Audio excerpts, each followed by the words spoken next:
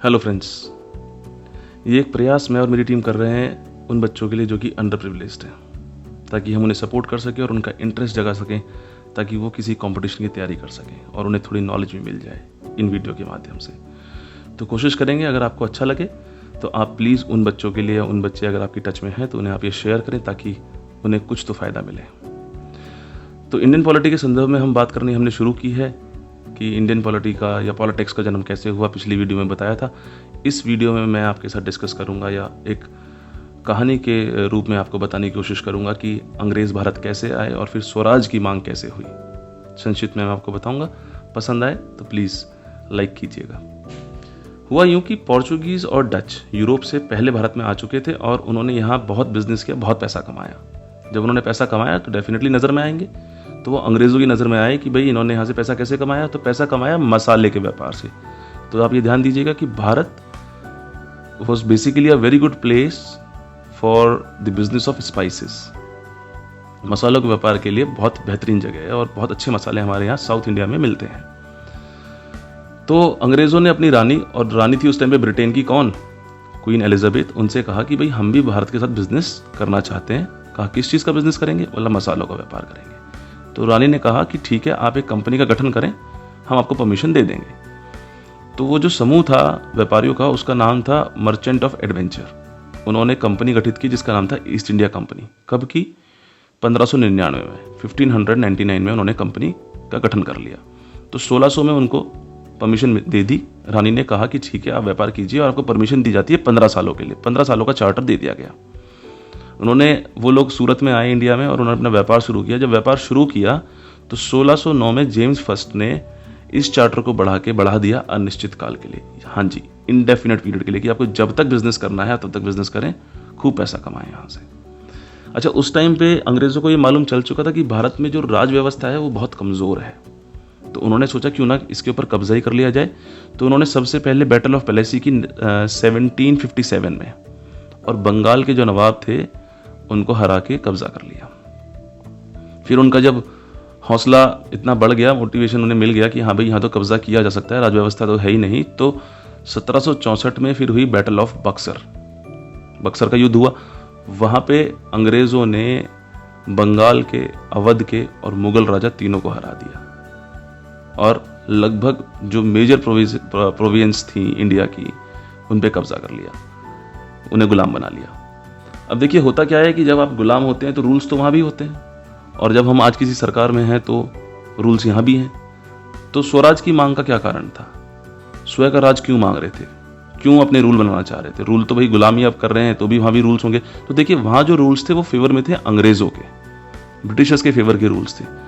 Definitely Indians के favour के नहीं थे, तो नुकसान और दर्द बहुत हो रहा था। इसलिए कहा गया कि भाई हमें स्वराज चाहिए। तो पहली बार स्वराज की मांग किसने की? तो पहली बार स्वराज की मांग उठी 1895 में, 1895 में। किसने उठाई? बाल गंगाधर तिलक ने। लेकिन ये एक अनौपचारिक डिमांड थी, अनऑफिशियल डिमांड थी। इसके पीछे कोई कमेटी या कोई ग्रुप नहीं था।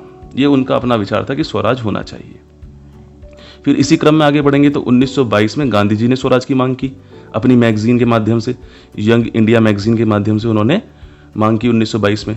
1924 में मोतीलाल नेहरू ने कहा कि हमें स्वराज मिलना चाहिए और हमारा खुद का कॉन्स्टिट्यूएंट असेंबली होनी चाहिए, हम अपना खुद का संविधान लिखें।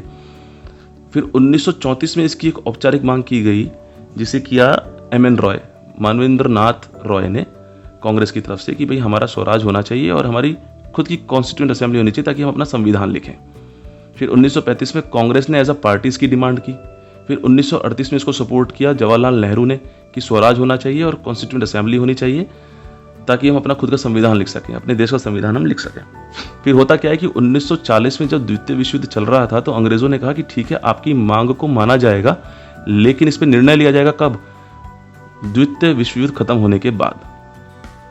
तो जब 1945 में द्वितीय विश्व युद्ध खत्म हो गया, सेकेंड वर्ल्ड वॉर खत्म हो गया, तब हुआ क्या? मसला ये हो गया कि जो ब्रिटेन में सरकार थी उस टाइम पे, वो थी कंजर्वेटिव पार्टी की, जिसके प्राइम मिनिस्टर थे वेस्टन चर्चिल, और वो पार्टी चुनाव हार गई। अब जिसकी सरकार आ गई वो सरकार थी लेबर पार्टी की, और प्राइम मिनिस्टर थे क्लेमेंट एटली।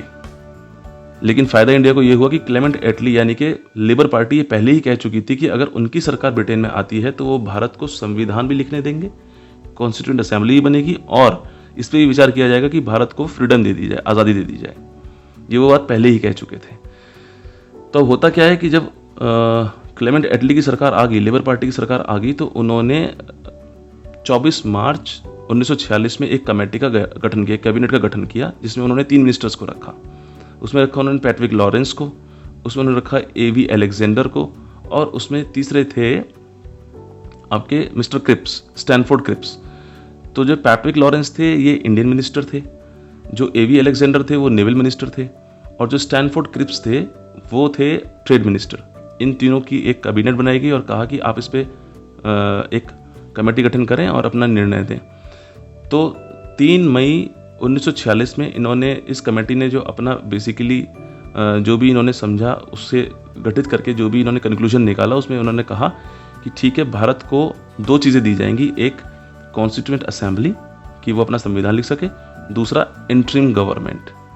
तो ऐसा हुआ और यहाँ से जर्नी शुरू होती है फिर इंडियन फ्रीडम की और इंडियन पॉलिटिक्स की, जिसे हम आने वाली वीडियोस में डिस्कस करेंगे। अगर आपको लगा हो ये फ्रूटफुल है तो प्लीज़ उन बच्चों के साथ शेयर ज़रूर कीजिएगा जो कि अंडर प्रिविलेज्ड है, ताकि वो कहानी सुने, कुछ समझे, उनका इंटरेस्ट जगे और वो पढ़ने की कोशिश करें, और हम उनकी हेल्प के लिए हमेशा तत्पर हैं। धन्यवाद।